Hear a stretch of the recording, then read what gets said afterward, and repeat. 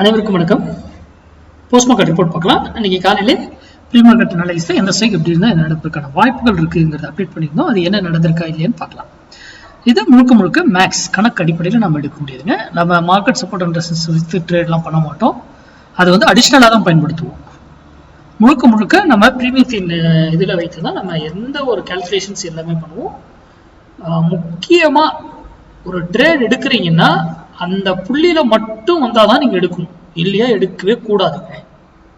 அது வரைக்கும் வெயிட் பண்ணணும். ஏன்னா அப்பதான் நீங்க எக்ஸிட் ஆகிறதுக்கு நமக்கு சான்சஸ் இருக்கும்.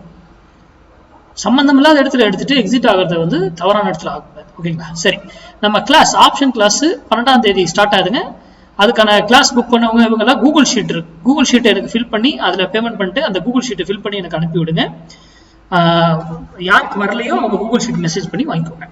சரி, இன்னைக்கு 23,700 புட்டு 192 ரூபாய்க்கு கீழே இருந்தா நிப்டி அப்சைட் பாசிபிள், மேல இருந்தா டவுன் சைட் பாசிபிள். இன்னைக்கு காலையில எடுத்து 192 அதுக்கு மேல போக முடியல, அவரால் கீழே தான் வராரு. இங்க இருந்து ஏன் திரும்பினாரு, எகைன் இங்க போயிட்டு 192 பிரேக் பண்ண முடியல, அப்படி கீழே தான் வராரு.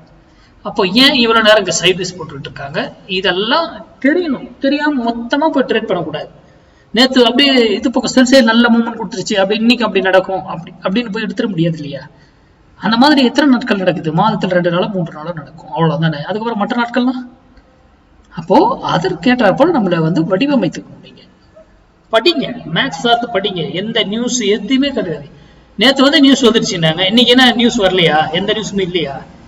இறங்கும் போது இந்த நியூஸ் வந்துருச்சுன்னு, ஏறும்போது ஏதோ ஒரு காரணம் இல்லை நியூஸ் வந்ததுன்னு. அதெல்லாம் நம்பாதீங்க. உங்க மேக்ஸ்ல என்ன சொல்லுதோ அதுபடிதான் அது இயங்கும். ஓகேங்களா?